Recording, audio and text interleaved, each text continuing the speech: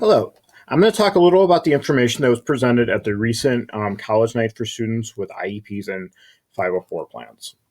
This is for information for both students and the parents slash guardians of those with disabilities. So, first thing we talked about was the different educational options that students have after high school. First one would be a vocational or career training option. So, this could include a certificate program at Waubonsee or a trade union. This is going to mean that you're going to get some training that lasts anywhere between 6 months and 4 years and allows you to go get a job right away. Advantages or types of careers you could do with this would include plumbing, heating, sheet metal work, welding. Those are just some of the programs that are available either at Waubonsee Community College as a certificate program, or also you can get a career in a trade union with. These are really good options if you are a hands-on learner and learn best that way. Also, if you are really not a school person, this is going to be a learning option where you're learning something on the job. You're not going to be in a traditional classroom, and it can last anywhere between 6 months for the more short-term certificate programs at Waubonsee, and anywhere between 2 to 4 years at a trade union. One of the benefits of the trade union route is you're starting off making roughly $16 an hour with raises roughly every 6 months, and you're getting paid on the job training.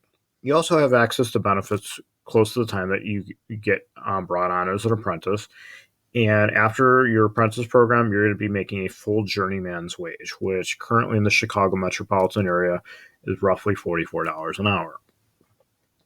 Second option would be community college or junior college. They're the same thing. The names just change depending on what school you're going to. Benefits of an associate's degree or attending a community college include a flexible schedule. You do not have to go to school 5 days a week. You can go to school 2 or 3 days a week. You can take morning classes, you can take afternoon classes, or you can take night classes. The advantage to this is you can go get a job, make some money, and you can schedule your school around your work schedule. You can get a certificate program, as we were talking. Means that you get some training in an area such as maybe being an X-ray tech, and then you go get a job, or phlebotomy, or CNA, and you go get a job. You can get an associate's degree in a specialized area such as criminal justice or nursing. Those are definitely two options that you have at Waubonsee Community College. Other schools such as COD or JJC, Joliet Community College, have different associate's degree specialties. The other thing, too, is you get the option of transferring to a four-year school if that's kind of in your plan. An associate's degree would be 60 credit hours. If you were looking to transfer to a four-year school, a four-year degree, which I'm going to move into next, would be a four-year school, would be 120 credit hours. If you go to a four-year school, examples of those in the area include Northern Illinois University or Aurora University. You can attend those to earn a Bachelor's of Arts degree or Bachelor of Science degree. Advantage of this career option is you can be pretty flexible. You can go get a four-year degree. It basically means that you can think for yourself and you can get a more advanced job. Now, many teachers have degrees in other areas, not necessarily teaching, but then they were able to get that job because they were able to get additional certifications for teaching. If you really like that field and you want to get more advanced training, you can go to graduate school, and this means that you can get a degree in law, medical, or business. Something's more specialized and tends to pay more and have more responsibility. So, how do I pay for college? That's going to be a big thing this year. Your junior, senior year, figuring out how you're going to pay for school. Now, a cost comparison between college. Now, an associate's degree is 60 credit hours. Bachelor's degree is going to be 128. When you graduate from Oswego High School, you will have 22 credits or more. Now, you didn't have to pay anything when you went to OHS, but you do have to pay for college. Now, typical classic college will be what's called a 3 credit hour class. You pay by the credit hour. So at Waubonsee, these are the numbers from last year. Students paid $136 per credit hour plus additional fees. So to take one English class at college, low end at Waubonsee would cost you $408. So with additional course fees, expect to pay between $450 and $500 at Waubonsee for one English class. One semester at 12 hours, which is considered full-time, would cost you a little over $1,600. To take that same English class at Aurora University last school year would cost you $690 per credit hour. So for a 3-hour class would be just over $2,000 plus course fees. One semester would cost you $12,000. Now again, these gen ed classes are taught frequently by part-time staff. So you might find that your instructor that teaches at Waubonsee Community College also teaches at Aurora University or one of the universities in the city. It doesn't mean that they are any better or any worse of a teacher when they teach at Waubonsee compared to that other school. So if the English class is an English class when you go to get your degree, why pay more at the four-year university versus the community college? Save yourself the money. So this is why we tell you, seriously consider community college and then transfer to a four-year school if a bachelor's degree is something you wish to obtain. Now, there's going to be two types of college courses. There's going to be a college level course and a developmental course. So a college level course is going to be used for getting your associate's or bachelor's degree. These are going to be 100 level classes. Most schools require you to have an eligible score in a placement test or on the SAT, ACT test in order to enroll in English and math courses. If you do not have this qualifying score, you will be expected to take a developmental class or a remedial class. This is to help bring your skills up to those levels expected in the college level course, either English or math. So, I know a lot of students have test anxiety and don't really take tests seriously. That we're not going to try to talk you out of taking a test. The one thing we want you to do is try to take these tests seriously in high school or when you're done with high school. You're asking, why take a test seriously? Well, it's to your advantage. If you do okay or decent on the SAT or ACT test, it can actually qualify you to get into that college level class without taking any additional developmental classes. Or when you go to take that placement test, if you take it seriously, you might find out, hey, I only have to take one developmental class and then I can get into a college level class. But if you don't take it seriously, you might find out that, hey, I need to take 2 of these classes. And you're like, well, why would I want to take 2 classes? Well, that's what's being asked of you. The second thing is you have to pay for those classes and they don't count towards your college degree.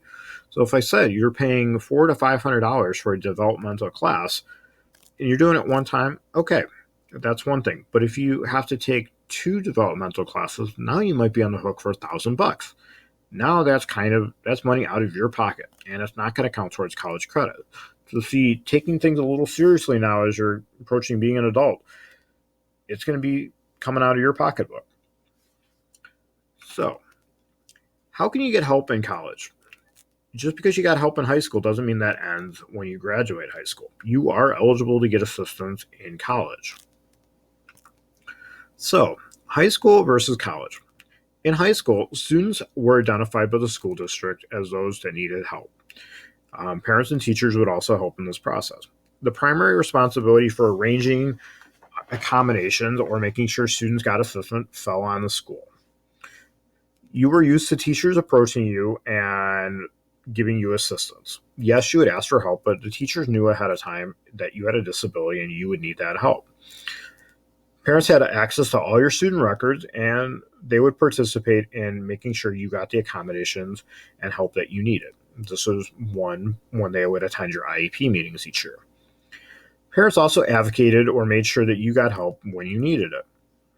The services that were provided were meant to help you be successful in your education. Now, college, it's a little different.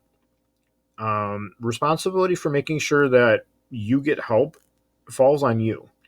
When you go to college, nobody will know that you have a disability. If you would like to get assistance, you are the one that has to advocate or ask for help. So that requires the student to go to the Office of Disability Services and ask for assistance. So the primary responsibility for self-advocacy for arranging accommodations belongs to the student. It doesn't belong to the college. Professors will not know that you have a disability unless you let them know. You have to initiate that contact and ask for that assistance. The other thing, your parents do not have access to your student records. They do not sign you up for school. That all falls on you. You might be able to give your parents limited ability to see your student records, but that means you have to give written consent. Parents' access is limited even when that permission is granted. The student's responsibility is to advocate for themselves. Services that are provided are meant to help provide equal access to the education, not to help you be successful in school. The requirement for you to make sure you get the grades and stuff, it falls on you, the student. So this is where we're going to talk about accommodations versus modifications. These are terms that you might have heard students or parents use a lot in meetings, and they sound very similar, but they are a little different. The general definition of an accommodation is meant to help remove the barriers that can be used for instructing or testing. They do not change the course content or the expectations. So in the classroom, if a student has difficulty asking for or getting notes, PowerPoints can be provided. Notes can also be taken by a teacher or somebody else in class in high school, and those can be provided to a student. That same kind of practice can be seen typically in college. You can also get access to books on tape or in an audio format if that helps the student be successful. So the big thing with an accommodation pretty much comes to testing. So when a student would go out for a test to be read with a co-teacher or go to another room to have a test read, that is called an accommodation. That can be transferred to college. Now, for most of your life as a student, you've also received modified curriculum. Modifications change the course content or the level or expectation in that class. So, if you receive guided notes, that would be a modified piece of curriculum for you. If you had extended time on a writing assignment, that would be a modification. If you had word banks on assignments, that would be a modification. When it came to tests, if you had a reduced number of test questions or options, that would be a modified test. So the big thing you would notice is like if your peer sitting next to you had 4 questions or 4 answers, you might have only had 3 with one of them blacked out. That means you received a modified test.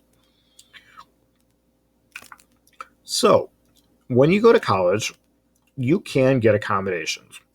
As long as the school receives federal assistance or financial aid, that school is required to provide accommodations under the American Disabilities Act. Common accommodations in colleges, but specifically at Waubonsee, include extended time for tests and quizzes, an alternate testing site, readers for tests and quizzes. So at Waubonsee, this will look a little differently. Instead of having a human person reading a test for you, it'll be provided through an audio device that reads the test to you. They can also provide enlarged text, note-taking assistance, sign language interpreter for those that need ASL services, assistive technology, and alternate text formats. So what's the next step? So I'm a junior, senior, and I'm looking to go to Waubonsee. How do I make sure I get my services that I think will help me be successful? One, initial meeting with the Access Center at Waubonsee Community College. This first meeting is going to be about 1 hour in length. So you're going to need to bring documentation supporting that you, the student, has a disability. So this is going to include your IEP or 504 documentation. So your last meeting of the year, your case manager or 504 coordinator will provide you all the documentation you need. They'll say, hey, make sure you keep this in a safe place. Now, when you go to college, it is not required that you register right away. You can start taking classes, and you might find 2 classes in that you really need that help. Then you can go see the Access Center and see what kind of help you can get. Or if you're starting this from the start, go set up your first appointment with your counselor/advisor and set up your school schedule. Then go to the Access Center, and they will set up a meeting, which will last about 30 to 45 minutes. And they're going to ask for your documentation. They're going to ask for you to prove or talk to them what your disability is. And then they're going to ask, what kind of assistance did you get in high school? And they'll explain what that can look like in college. So if you have any questions on this, please make sure you ask your case manager. They can direct you either to answers or somebody else in the school that can help explain this. Best way to learn about this would be to participate in the field trip options that are provided at OHS or OE for going to Waubonsee on a field trip to learn about the Access Center. Again, any questions, please direct those to your case manager or 504 coordinator, and they can definitely help you with those. Thank you.